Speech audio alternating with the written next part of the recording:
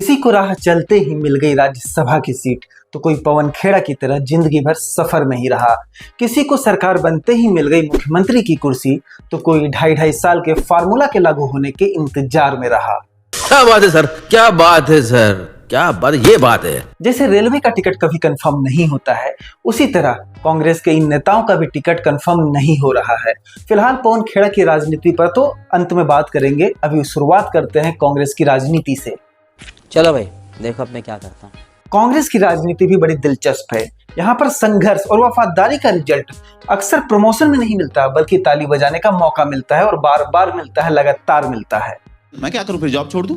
कांग्रेस की राजनीति में एक अलग ही गणित चलता है। सड़क पर संघर्ष करने वाले लोग कार्यकर्ता रह जाते हैं और बड़े नाम सीधा माननीय बन जाते हैं। अब उदाहरण के लिए अभिषेक मनु सिंघवी को ही देख लीजिए। अभिषेक मनु सिंघवी लगातार कांग्रेस से राज्यसभा सांसद बन रहे हैं। एक बार जब इनकी सीट हिमाचल प्रदेश में फंस गई थी तो राहुल गांधी ने तेलंगाना के मुख्यमंत्री रेवंत रेड्डी को फोन करके कहा कि चाहे जो भी करो, अभिषेक मनु सिंघवी साहब को राज्यसभा भेज दो। तो अभिषेक मनु सिंघवी साहब ने एक टीआरएस के नेता थे, उनको आश्वासन दिया कि भैया हम आपको मंत्री पद देंगे, आप राज्यसभा सीट से इस्तीफा दे दो।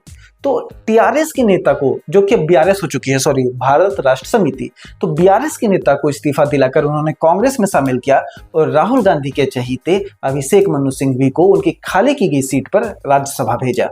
अब अभिषेक मनु सिंघवी की कहानी सुनिए। अरविंद केजरीवाल जब शराब घोटाले में फंसे तो अभिषेक मनु सिंघवी ने उनका केस बड़ी ही मजबूती से लड़ा। अरविंद केजरीवाल आरोप मुक्त हो गए और आरोप मुक्त होते ही वो अभिषेक मनु सिंघवी, जो कि एक कांग्रेस नेता है, उन्हें लख लख बधाइयां दे रहे हैं, लख लख आभार जता रहे हैं। लेकिन बीजेपी पर हमलावर ना होकर वो गांधी परिवार पर हमलावर हो गए हैं। बोल रहे हैं कि मैं जेल चला गया, संजय सिंह जेल चला गया, मनीष सिसोदिया जेल चला गया, लेकिन राहुल गांधी अभी तक जेल क्यों नहीं गया है? मैं आपसे पूछना चाहता हूं, केजरीवाल जेल गया, रॉबर्ट वाड्रा जेल गया, संजय सिंह जेल गया, क्या राहुल गांधी जेल गया? मनीष सिसोदिया जेल गया, सोनिया गांधी जी जेल गई? किस मुंह से बात करते हैं? शर्म नहीं आती कांग्रेस को? वाह क्या सीन है, वाह क्या सीन है। कांग्रेस मिली हुई है बीजेपी से, ऐसी बातें अरविंद केजरीवाल कर रहे हैं और अभिषेक मनु सिंघवी को बधाई, शुभकामनाएं, आभार दे रहे हैं। और अभिषेक मनु सिंघवी चुपचाप अपने आला कमान पर जो कीचड़ उछाला जा रहा है उसे सुन रहे हैं और इसका तोहफा उन्हें तेलंगाना से दोबारा राज्यसभा सीट के रूप में मिला है। अब पता नहीं शरद पवार से कांग्रेस को क्यों इतना प्रेम है।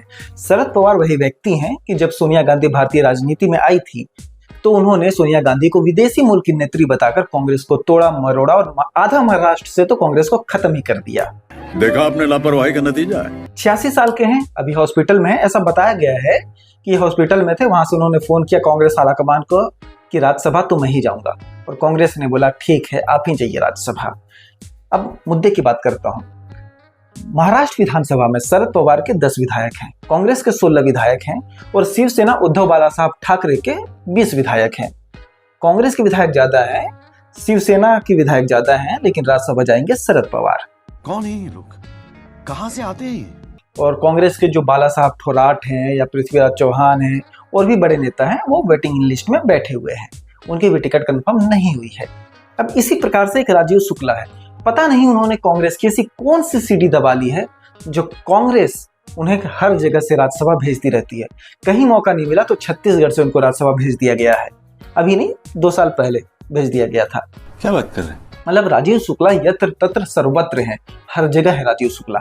लगता है इन्होंने हर पार्टी की सीढ़ी दबा कर रखी है। अब आनंद शर्मा जी फूफा बन गए हैं। ये भी मंत्री रहे हैं, बम्पर खूब मंत्री रहे हैं, लेकिन एक लोकसभा चुनाव भी अपनी बदौलत नहीं जीत सके। हमेशा राज्यसभा से ही सांसद बनते रहे हैं। अभी लोकसभा चुनाव हार चुके हैं, अब इनको राज्यसभा सीट नहीं दी गई तो ये फूफा बन चुके हैं, नाराज है। ये काम यहाँ पर आप कह सकते हो कि कांग्रेस ने ठीक किया है।